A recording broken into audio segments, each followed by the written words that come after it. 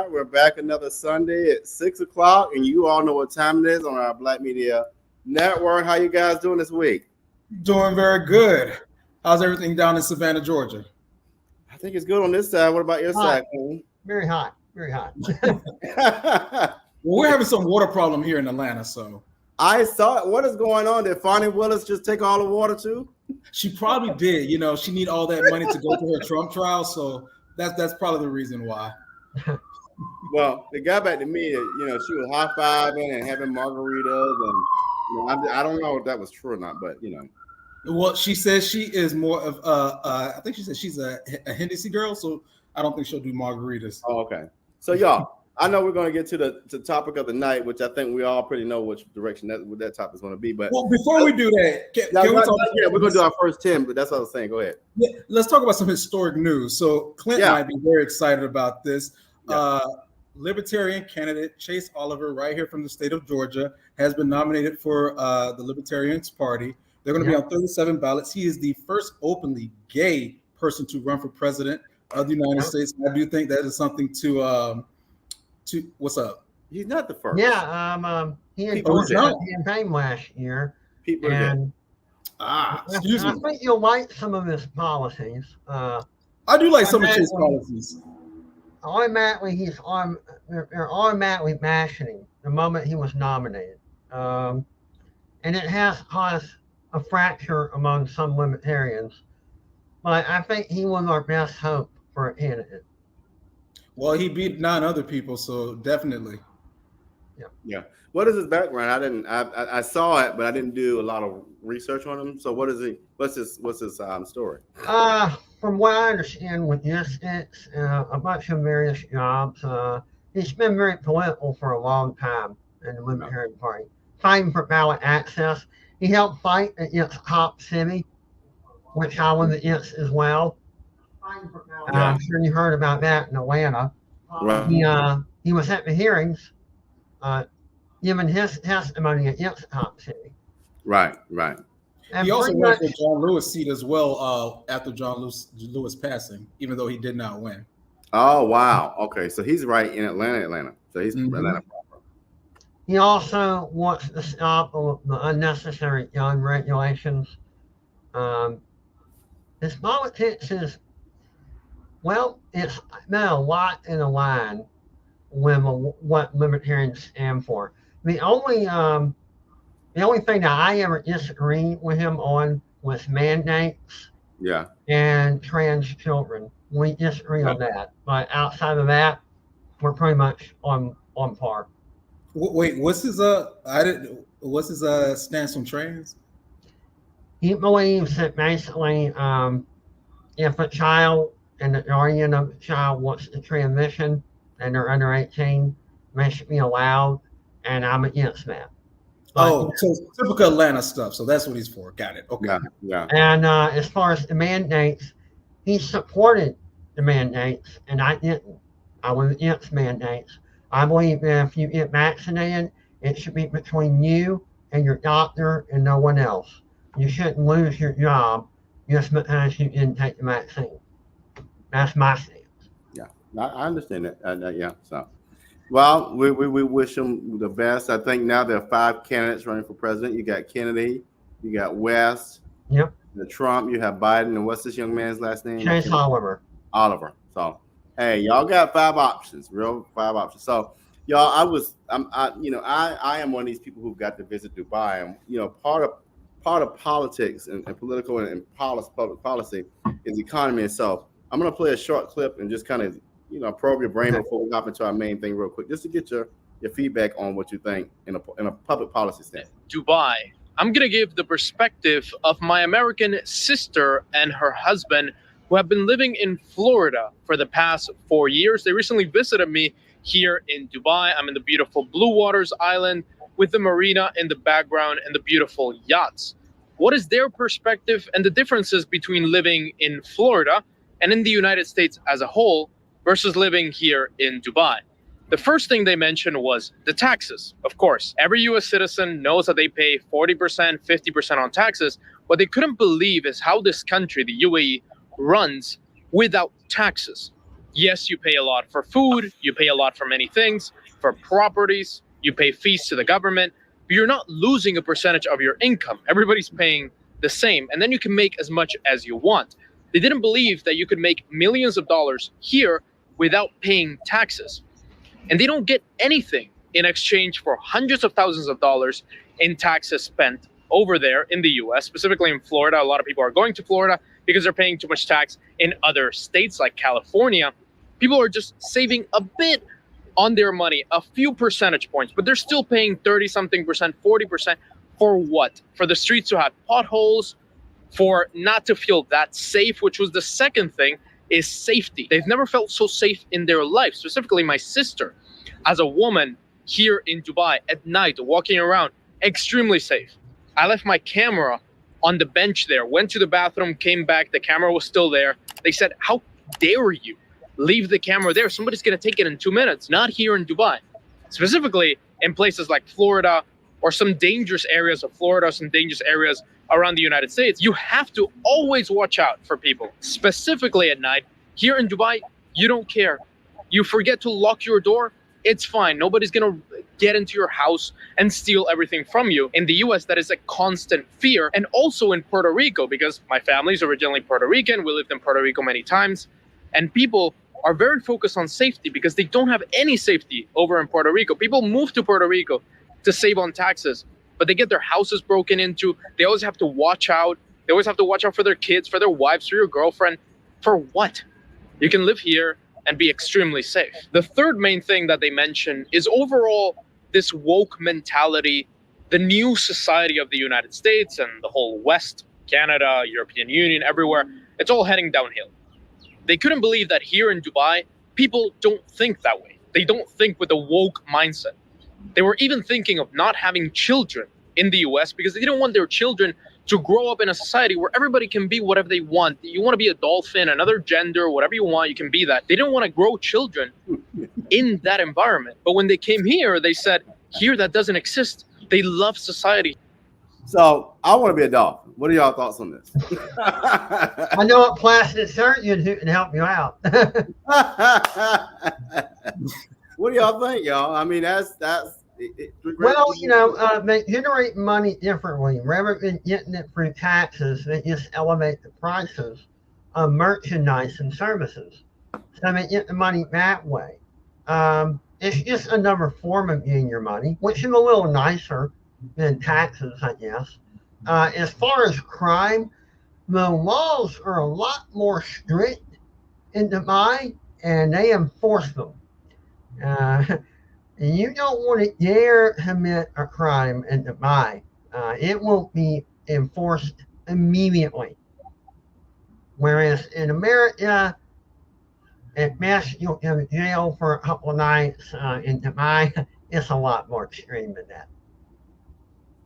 Yeah, I agree with you, Clint. When it comes to crime, I think we need to be a little bit more harsh on violent crimes.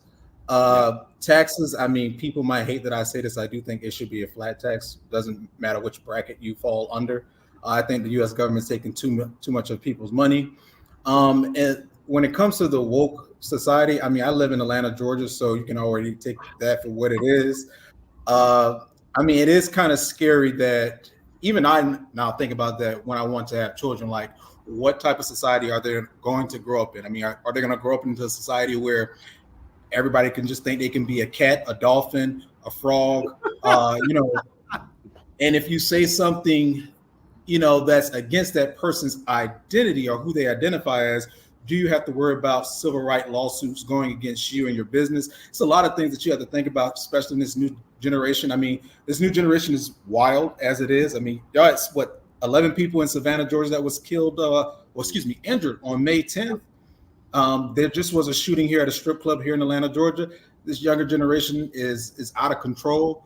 I think, when it comes to law enforcement, we need to be a little bit harsher on criminals so they know how serious we are. Maybe we should take something from Russia and Dubai when it comes to violent crimes. Well, there's something we're forgiving. What led to the woke environment was the identity politics. People think that their life has no meaning unless they can be oppressed or they can identify with an ethnicity, a minority, a sexuality. And I'm sorry, but your life has more meaning than who you love. It has more meaning than how you appear. It has more meaning than how you walk or talk. It's your idea. Or even who you vote for. Yeah, it's your ideas, it's your personality, it's how you treat others, and it's the inalienable rights that you fight for, not only for yourself, but for all your neighbors. But we have become consumed with, well, I'm crippled, I'm having it worse than you. Well, I'm a woman, I'm having it worse than you. Well, I'm gay, I'm having it worse than you. It's become a competition. What's the next step? Well, I'm a dog. I'm having it worse than you. I'm a dolphin. I'm having it worse than you. That's the next step. And that's how wokeness came about. We became so obsessed with identity, we forgot about ideas, personality, and how you treat other people. Number one. Number two, we have been neglecting the emotionally and the mentally ill, and rather than giving them appropriate treatment with civility, we have been inflaming their delusions. Yeah. And making them worse. We have given too much to people who have gender dysphoria.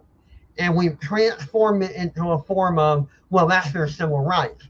They're mentally ill. You're making them worse. All you're doing is throwing gasoline on the fire. And plastic surgery, when it pertains to hormone therapy and transitioning, my opinion, and I don't want to enforce this by law, my opinion is that is for the rare occurrence of a baby being born as a hermaphrodite. And that's less than 1%. Very small. But I still want it around so that baby can have a sex change with whatever the guardians or the parents select. The bad thing about that is when you're a parent or a guardian and you have a hermaphrodite baby, you can pick the wrong sex and they're messed up for life. So we need therapy in case that happens. And it's not their fault. But like I said, that's less than 1%. Everyone else, gender dysphoria, may need psychiatric treatment. I'm sorry, I know that offends the LGBTQ, but that's my personal opinion. Yeah. Now, do I want to enact a law? Yeah. Not really. My only limit is if you're under 18, no.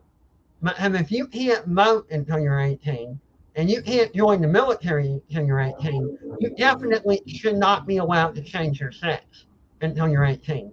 But if it's a decision that will affect your entire life. Your opinion? Well, only thing I agree with everything that you said, Clint. I would just add, I do think we need to put some laws in place for people who are younger, who are trying to make decisions without their parents present.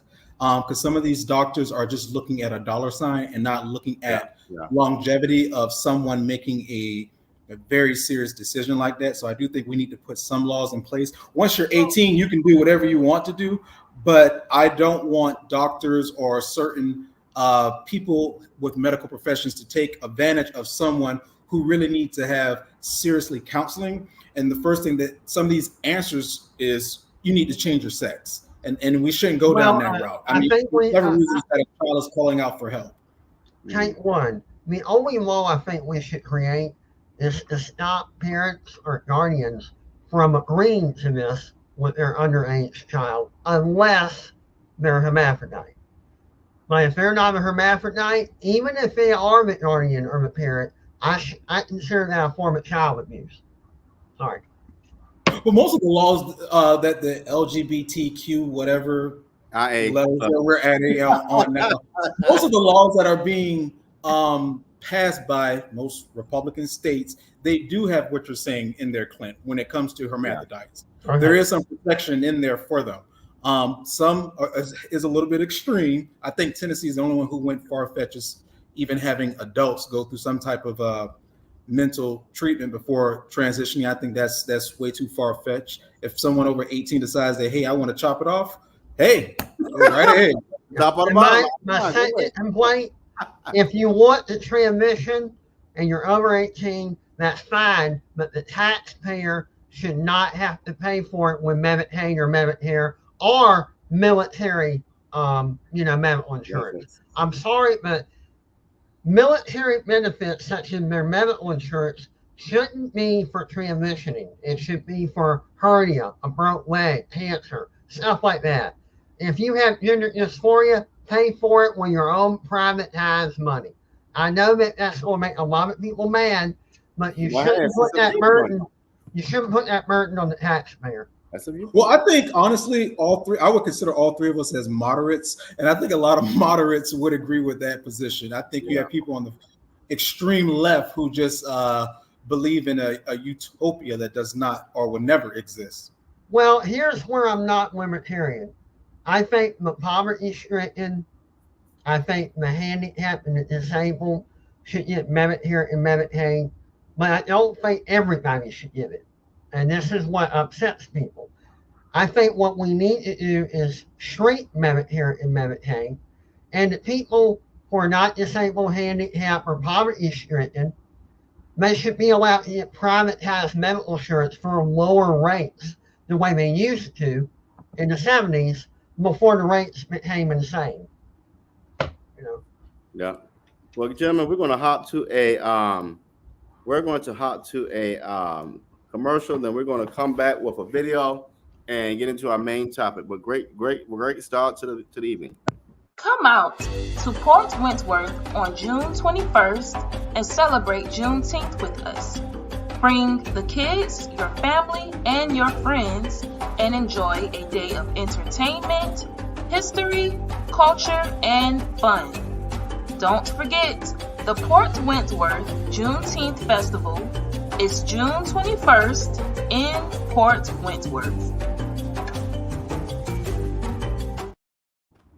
Today, unrepentant, defiant, and casting himself as the aggrieved one, as newspapers across the country proclaimed a New York jury's finding of guilt against the former president in his falsified documents trial.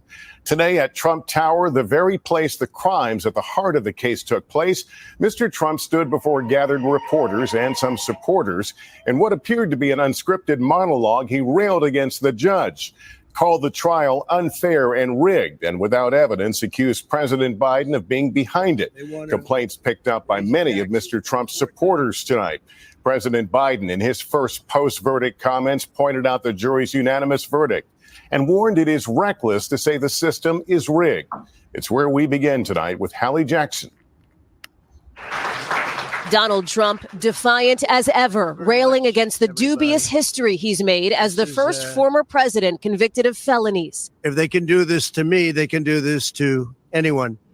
As supporters outside Trump Tower flew a flag reading Trump or death, inside, Mr. Trump insisted he'd wanted to take the stand in his own defense. He had the choice and chose not to. I wanted to testify. The theory is you never testify, because as soon as you testify, anybody, if it were George Washington, don't testify, because he'll get you on something that you said slightly wrong. Then a laundry list of false claims, grudges, and grievances, including against the Democratic prosecutor who won the case against him. It's a very sad thing that's happening in our country. And it's a thing that I'm honored. In a way, I'm honored because somebody has to do it. And I might as well keep going and be the one. The verdict galvanizing the GOP behind him, the Trump campaign saying they raised a massive $35 million online in the hours after the conviction came down. And with Republicans rallying around him, there's virtually no chance he'll be kicked off the presidential ticket. This was a political smear job. This was an attack job. This is what you see in banana republics. I think Trump benefits from this. I think they elected him president last night. I do believe the Supreme Court should step in. Very few breaking ranks, not even Mike Pence, who's refused to endorse his former running mate, calling the conviction a disservice to the nation. Democrats disagree. The American principle that no one is above the law was reaffirmed. President Biden, who's kept his distance from Mr. Trump's legal problems, speaking today from the White House. It's reckless. It's dangerous. It's irresponsible for anyone to say this was rigged just because they don't like the verdict. The justice system should be respected, and we should never allow anyone to tear it down. One New York Democrat dancing in celebration on TikTok after the verdict. Others arguing the conviction shows the system worked. I felt some relief and vindication for the rule of law. The verdict, unprecedented. Its impact, unclear in a race already unpredictable. Do you think this conviction helps Trump in the election? Only about 3 in 10 voters in key battlegrounds say they've been following Mr. Trump's legal issues closely. I don't even know what he got convicted for. Some 10 to 20% of independents suggest they'd be less likely to vote for Mr. Trump if convicted, even as 2/3 of all voters say a guilty verdict wouldn't make a difference. A hypothetical before, but a reality now for voters in battleground states. My immediate response was finally accountability. I believe Mr. Trump has broken the law. I think it's been a witch hunt since the very beginning. Hallie joining me here in the studio. The former powerful stuff. Now, let me begin with this. I think, I really think this is a seesaw thing. We're going to be on a seesaw until we get to November. My initial thoughts are this. Here's my thing. He should have never been a nominee, and I'll tell you why. Dante, I'll go back to some comments you made before. He's never been convicted of anything, so I don't understand what's going on. Well, he's now convicted. He is a felon. But how can you, when Hillary just had some doggone emails, I think it was Trump that said, we don't want somebody in the presidency that's indicted, indicted. So help me make sense of y'all. So I'll start with that one, Clint.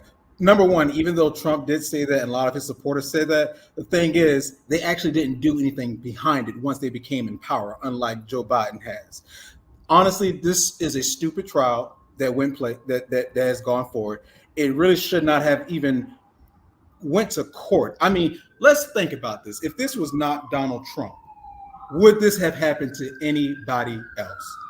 They were already past the statute of limitations anyway, and they still went forward with this. They have a stupid gag order on someone who cannot talk about his own trial, but the judge tells the jury after he was convicted that they can talk about the trial, but Trump still can't talk about the trial. I mean, if you don't like him, that's fine, and that's your opinion. But I think going through this court system to really take Trump out the game is not going to do nothing, because it hasn't really persuaded people in any way. Like you said, it's going to be an up and down balance. If you thought one way about Trump, if you wanted Trump to be guilty, you're happy about it. If you didn't want Trump not to be guilty, you're upset about it. So it's really not going to change anybody's opinion. I do think it's going to have the opposite effect of what Democrats is hoping for, because a lot of independents and a lot of moderates, even Nikki Haley supporters who were on the fence, have now come over to Donald Trump because they really see that this is, excuse my language, bullshit. Well, let me allegedly. Let's break this down. Let's literally break this down. He allegedly had sex with a porn star. He did not want that information to come out. So he had his attorney he had his attorney to draft up an NDA to shut her mouth, not to go to the press and talk about it, which a lot of celebrities do. That's the whole basis of everything. And he put down under a legal expense, because that's what his attorney was helping him do. Legal expense. If we're talking about somebody trying to persuade an election, we can also be upset at Joe Biden, who said during the 2020 debate that he knew that the Hunter Biden laptop story was a lie. Not only did he say that was a lie, he even cited intelligence agency officials who said that as well. Well, fuck, that persuaded the election at that time too, because a lot of people believed him. But what do you know? We now have pictures of Hunter Biden smoking crack, talking to hookers, and everything that they said didn't exist. All right. Let me interject. Clint, I got a question for you. Go ahead. He started with, I think the story started with, the newscast started with his disdain for the judge. The judge, y'all, and this is what I want, and this is Clinton, I want you to speak this. The judge didn't convict you. 12 of your peers convicted you. That's where I have to, we got to tie into that. 12 of your watching the trial counts of something. So help me, it's not the judge's fault. Okay, hold on. I'll take this one. The judge changed the rules. Okay, before this ever came to trial, it went from a misdemeanor to all of a sudden campaign finance became a felony. Okay, That's number one. Now, number two, during the trial, the judge changed the rules and told the jury it didn't have to be unanimous. Right. As long as it was a majority vote, it'd be guilty. They didn't all have to agree. In other finance campaign trials, it has to be a unanimous vote by the jury. So the judge did change the rules. Last but not least, let's not forget the Clinton campaign committed financial crime. And you know what it was? It was a misdemeanor and they paid it. Clinton himself, when he was president, committed campaign financial crime. He got hit. It was a misdemeanor. He paid it. Hold on. And he lost his license to practice law. Okay. Other presidents have committed these misdemeanors and they paid a fine, but now it's a felony. So the rules were changed before the court case ever began, and during the court case, the judge changed the rules of how the jury can make a decision. So, honestly, they just want to go up and up here. Democrats just want to walk around and call Donald Trump a convicted felon. I mean, if that's going to serve their little, the tickle in their orgasm just to call him a convicted felon. That's a perfect cover now. I mean, it's not going to do anything. He's going to be the 47th president because the only thing you're doing is playing into his argument from the very beginning. He said that this system is rigged. And the more the Democrats keep trying to rally up these bogus charges against him, you're playing right in his argument. You people can't even beat Donald Trump on the issues because they have an incompetent person who looks dead, can't speak, always falling. And my list can go on how people aren't even backing Joe Biden. They can't back him. So the only thing that they can talk about that's relevant is Donald Trump. Because talking about Joe Biden is a crime. Let me make another observation. Okay. Whether you know it or not, we created this problem. We gave Donald Trump attention. We focused on Donald Trump, and here's why. Donald Trump makes ratings. Negativity makes ratings. So the media, whether it's legacy or online, all they think about is more views. And because of that, they turned Donald Trump into a powerhouse. They really did. If we had just shut up after he walked out of the White House, he wouldn't have been forgotten. I'm sorry, but he would have been. So and then Nikki Haley would have been the nominee. Republicans and Libertarians, we made Donald Trump the focus of everything we said, and we gave him popularity. It's our fault. I'm sorry, but it's our fault. Your turn. All right. Go ahead, Brian. Well, I was going to say, so what do y'all think? Just hypothetically saying that the sentence is jail time. I mean, well, now it's a felony, yeah. Yeah. Honestly, my opinion, throw him in jail. I want them to throw him in jail because it's going to make him be president. And I mean, more people will go out and vote for him. I mean, if that's what y'all ultimately want to do, you got his mugshot, you got him convicted as a convicted felon, well, then throw him in jail. I mean, if you hate him that much, throw him in jail. Let's start dancing around this, and Democrats should actually accomplish what they're setting out to do. Put him in jail. That makes everybody happy. Go ahead and do it. But the only thing it's going to do, his poll numbers are going to continue to inch up more and more and more and more as you do this. And there's something that we're missing. After Donald, let's say hypothetically he gets elected, all right? After he's out of office, this can be done to a Democrat. They can bring the Democrat up for the same charges, and now it's a felony. When in the past, when the misdemeanor, all that was necessary was a fine, and presidents were not, destroyed. They had immunity. Now there's no more immunity. A president can be sued or thrown in jail for every decision they ever made as the president. Honestly, Clinton, the way how I feel, the way how Democrats are acting, since they want to play the dirty game, we should play the dirty game. Trump is going to be the 47th president. And when he do become the 47th president, the cocaine that was found in the White House, they should find out who it belonged to. and find some way to just tag it back to Joe Biden. Let's just do that, because since that's what we're doing here, we're going after political opponents. I mean, Yeah, I thought I that don't some want of it. Well, I don't Let want Joe this blow. country. Marco can blow. Hold on. I don't want this country wasting millions of dollars persecuting ex-presidents. We have better things to do. And if we go along this path, we're going to be eating up and throwing in court Clinton, Bush, Biden, every president that's still alive is going to be in court. Well, watch this, y'all. Taxpayers' money. I'll go back to what you said, Clinton, and you were right. I think we opened Pandora's box. Yeah. Because even honestly, if you look at it, at every level of the court, it's now this conversation about what do we do with presidents if. And I think you're right. We should have left it alone. We should have just made an example of the general citizens around January 6th or whatever that date was, and left it alone. Now you got to figure out what the hell is what's immunity? How far do we go with immunity? That's the question I don't even think we can answer. Not to mention, no one's going to want to run for president if they can be thrown in jail for every decision they make as president. Right. And it's going to be I think the biggest Pandora's box is, one, why do I have to show my financial earnings? What does it have to do anything? Two, am I going to be scrutinized on everything that should be an executive level deal? So if I call Putin and have a conversation, am I going to be scrutinized? And three, every decision I make is going to be under a microscope. I don't know if that's truly me being the leader of the free world. And that kind of hinders the ability of any person to do their job at the executive branch. If they have to be scrutinized with every step, they can't make a decision or get anything done.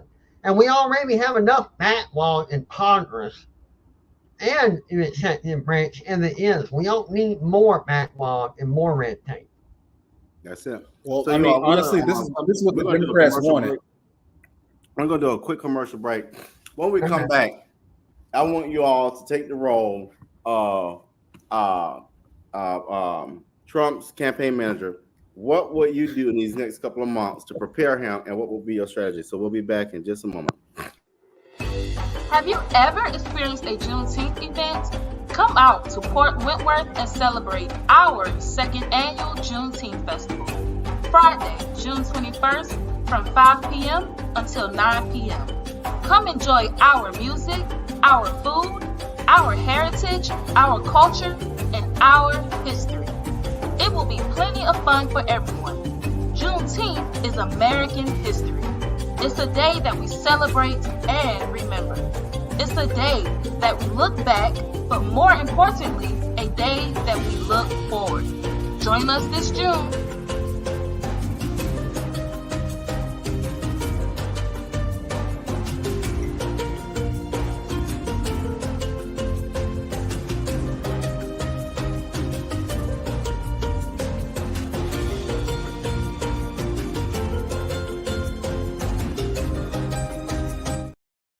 Little old Port Wentworth was growing up to be an adult. I know when we were growing up, y'all, Port Wentworth, you just didn't go out there because you knew you would get a ticket, and now they're booming. And so y'all check out that Juneteenth. This will be the second annual Juneteenth celebration at Port Wentworth. So. But okay, Dante, you're first. Trump's campaign manager, how do you get to November, and what are you advising? So the first thing, well, a couple of things I would advise Trump on. Don't talk about the trial. Don't talk about January 6th. Talk about inflation, talk about the economy, talk about crime, talk about the immigration that's occurring right now. I would, when it comes to Black males, I would focus on entrepreneurship. I would talk about families being torn apart. I would also talk about education. I would talk about the Biden crime bill. I would run that into the ground. Trump has to stay on message. This cannot be about what happened in 2020 election. This can't be about these stupid bogus trials that's going on. He needs to focus on the issues that people care about. As long as he stay on that, keep Biden in a corner, Biden won't be able to hold. Biden can't really speak to the issues that he has really caused this country. So the best thing for Trump to do, stay on message, if you are giving a speech, please, Mr. President, read that speech from the beginning to the end. No ad-libbing, no ad-libbing. Just stay on script, because as soon as you go left, the media is just going to take 15 seconds of what you said and make a headline news out of it and just try to run with it, just like they did with the dictatorship. So just stay on message, talk about the issues that people care about. People are more focused on the economy. People already know what it was like when you were president 4 years ago, so they can't talk about how bad the economy was. They can't talk about stupid wars. They can't talk about you being a dictator, because none of that ever happened. So just stay on what you can do for the future going forward, and you can win this election. All right, Clinton, you're next up. Y'all legacy media, nothing but the internet, podcast, the people who have the popularity of the majority. Although legacy media has the abundance when it comes to people over 60, they don't make up the majority of voters anymore. You want the youth. You want people under 60, and they're on the internet. Y'all on Joe Rogan. Y'all on Tucker Carlson. Y'all on X, used to be Twitter. Y'all on Rumble. Y'all on every independent podcaster you think. Do a couple town halls, but have it hosted by these people that were known on the internet, and not these anchors for NBC, CBS, and ABC. Because they're all controlled, they all have the same talking points. Whereas an independent podcaster or YouTuber, they have their own talking points. And they're more in touch with the people than any anchor woman or anchor man on any network. I'm sorry, but cable television, network television, satellite television, it's obsolete now. I mean, it's obsolete. You can merely pick clips of them all saying the same thing, no matter what station it is. And you've seen that. Number two, play up the felon part. Play it up. Because if you look like a martyr, more people are going to jump into your arena and vote for you. If you're the sacrificial martyr, every American will bust a gut to defend you. If it's one thing Americans love, it's an underdog. Yeah. We all love an underdog. Why? I think that goes back to the Revolutionary War when we poured the tea over at the harbor. We love underdogs. Play the felon. They gave it to you, run with it. Yeah. I think I'd like to combine what both of you said. I would take what you all said, definitely, and then leverage. I would have him basically being the martyr, talking about, you see how they come for us. The system is rigged when you do these things. The system is rigged when you stand alone. I would also employ the powerful surrogates, the Mike Johnsons. All your surrogates in your red states that are solid, let them work those states. Let them work them. And like you said, Clinton, bring out these independent podcasters like what we're doing now, and show up in those independent circuits.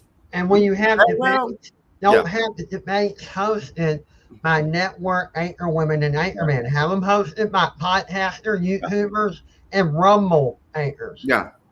And that's the part. I think you're right. Cable news is so boxed now. It's podcasts like these that give people raw information to then digest.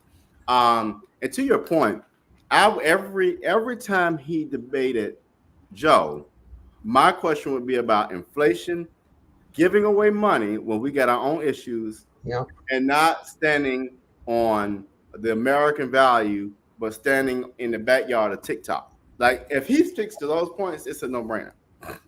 Also, he needs to address the fentanyl epidemic, which is coming through the open borders and is heavily involved in human trafficking and the cartels. Yeah. Also, when it comes to it clear that this is not about denying people the opportunity to be an American. This is about stopping criminals coming through the south of the border to kill, kidnap, human traffic, and just outright, bring pandemonium. That's it. Also, to that point, Clinton, talk about illegal immigration and how it's going to some of these black areas, taking jobs from them, or sitting in their kids' gymnasium all day long, or even being put in nice hotels where some people can't even afford those hotels. Well, I agree with you, but I think we should focus on the death first. You know, the people that are being murdered and kidnapped. Then address how it's denying people, you know, schooling, hotel rooms, jobs, etc. Also, we don't have the revenue stream in Social Security, supplemental security income, welfare to support the massive influx of people coming from the South. And we can barely pay for you or I or anyone else who are native born Americans to get Social Security, SSI, welfare, or unemployment. We can't pay for such a mass increase in the population. Yeah, I totally agree on that. Y'all, let's kind of in that same spirit, let me add this video, and it's about the VP choice. We've talked about this before, but let me play this, and then we'll kind of jump in and share our. We're joined by someone who worked directly with the former president, May Mailman, former Trump attorney, current director of the International Women's Law Center. It's good to see you again, May. Thanks for being here. Yeah, thanks for having me. When you see this list of potential running mates at this event for Trump right now, what name immediately jumps out to you as someone who would both help Trump and win over some voters? So the name that I see that seems to fit that bill is Tim Scott. That's who I've thought for a while now. A couple of things. One, because of Trump's age, he wants to pick somebody who people can see as presidential, not as vice presidential, but at the same time, not outstage Trump, not be the star of the show. I think that's Tim Scott. He ran for president. It wasn't a successful run, but he didn't fall on his face. And so he's got that. Plus, I do think that Trump is hopeful for the black male vote, at least a larger share of it than last time. And, you know, who knows whether Tim Scott will help with that, but he certainly won't hurt. So he's got a lot of things going for him. Any other contenders at this point that you're tracking right now? So, you know, Doug Burgum is personally wealthy, and I think that has to be something that Trump considers because the Trump campaign could certainly use the money. But I really don't see Kristi Noem. Elise Stefanik, I think, is possible, but maybe the person is not even on this list. We've still got a while before the RNC, the convention. And, you know, as long as he's got the pick in before then, that's really all that matters. You know, I have to ask you about Governor Kristi Noem. In her book, of course, writing about killing her 14-month-old dog Cricket in a gravel pit and then also killing a goat, she says, because it was, quote, nasty and mean and smelled disgusting. She's been posting on X this week. She gave an interview trying to clarify all of this. What are her chances on the ticket at this point? And do you think she was ever a serious contender? So I don't think she was ever a serious contender because I don't think she brings anyone extra. So anyone who likes Kristi Noem already was going to vote for Trump. This is why Mike Pence was so perfect. Donald Trump had this New York billionaire playboy vibe to him. I mean, still does have that. And Mike Pence brought over a more evangelical, a more Midwestern, a more establishment, traditional conservative. Kristi Noem already is a Trump lackey. She was not going to bring in additional people. Yes, she's a woman, but I don't think that she would necessarily bring in the female vote. Well, y'all. So I go back with what she just ended with. Why not Condoleezza Rice? Okay. So I'm sorry. I could be biased because I just think he should pick Nikki Haley at this point. I mean, I know they have a little issues. I think he should just go ahead with Nikki Haley. Nikki Haley can bring over some independents. She'll definitely bring over her supporters. I mean, she would even bring over some moderate Democrats. My mom is a lifelong Democrat, and she was even saying, okay, I can take a look at Nikki Haley. So I think that needs to be put, that Trump really needs to think about that, put a pride to the side. But if it's not Nikki Haley, I'm okay with Tim Scott, Marco Rubio, J.D. Vance. DeSantis is a hell no for me. I like Nikki. I will give you this. Nikki has galvanized, regardless of all what people want to say, a bad thing she changed her name, now who doesn't? But Nikki brings in a softer, thoughtful, strong evangelical audience. And she's not hard to work with. No. She is honestly, she even offers more than Mike Pence to me. She offers me somebody that isn't scared to say, sit your ass down. We're going to have this conversation. She's done that. this is why I am a Nikki Haley fan, because she is willing to stand on her own, and even though she's a woman, she's been a woman governor of a Southern conservative state. She's the best choice. What do you think, Clinton? And honestly, if you go back and watch the Republican presidential debates this year, she was the only one on stage who had an articulate answer for how Republicans should handle abortion. Nobody else did. She had a plan that made sense. She will eat Kamala Harris alive. Sorry, y'all. She will eat her alive. But I could take Condoleezza Rice too. I could take Condi. I want Chelsea Abbott. I'm sorry, I want Chelsea Abbott. I think she would be better than Condoleezza Rice. I'm sorry. Are you for real? Yeah, I'm for real. No, you're not. You're being sarcastic. I thought he was being sarcastic too. Yeah, I mean, well, honestly, y'all, it's not, I don't know. I was going to say someone like a Brian Kemp, but I don't think Brian would accept the offer anyway. Nah, Brian wouldn't. Hold on. Save my great governor for 2028. Let him, don't touch Brian Kemp. Georgia loves him. He's doing a good job here in Georgia. Even Democrats love him as well because he's now on the crazy foolishness that some of the extreme Republicans are on. Let's hold Brian Kemp for the future. Put him on to the side, but yeah, I think put him off to the side. With all due respect, put him off to the side for now. We're gonna hold that one. I like the Nikki Haley conversation, and I like Tim Scott as Secretary of State, honestly. And I can see my only problem is when don't get another idiot to run the Department of Education. If anything, just get rid of the department. Don't get. I think we should get rid of the Department of Education. Yeah, let's do something. I'm sorry, but it's a worthless department. It's a waste of taxpayers' money. We should leave it up to the states, number one, and we need to institute school choice. There's no need for public school education. It's failed for 90 years.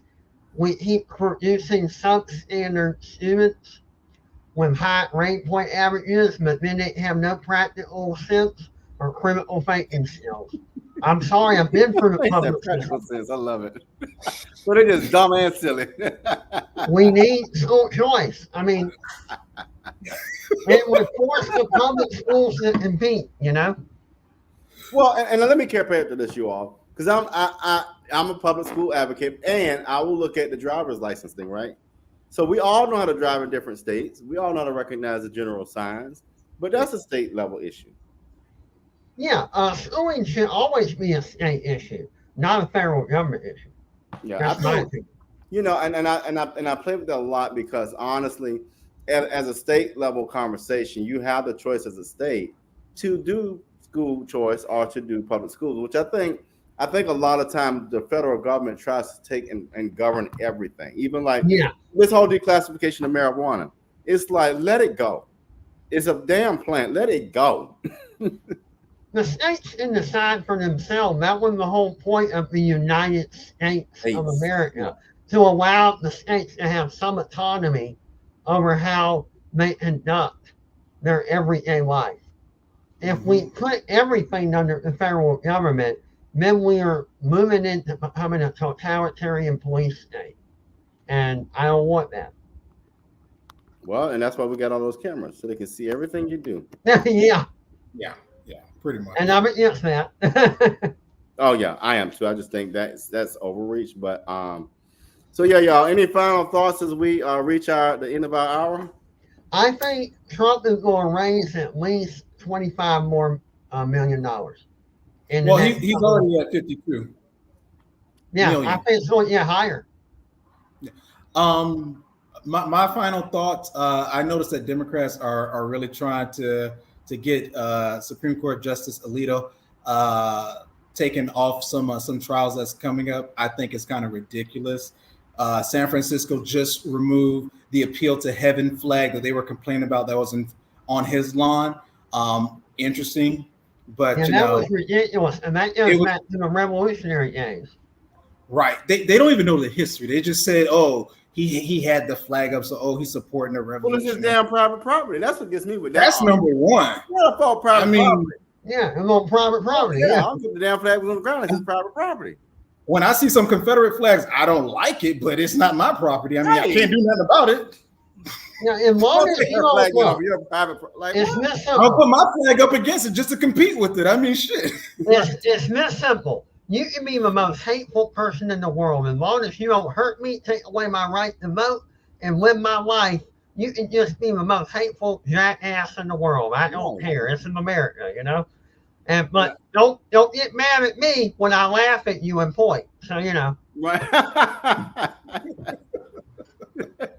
Yo, this has been great. We'll be back.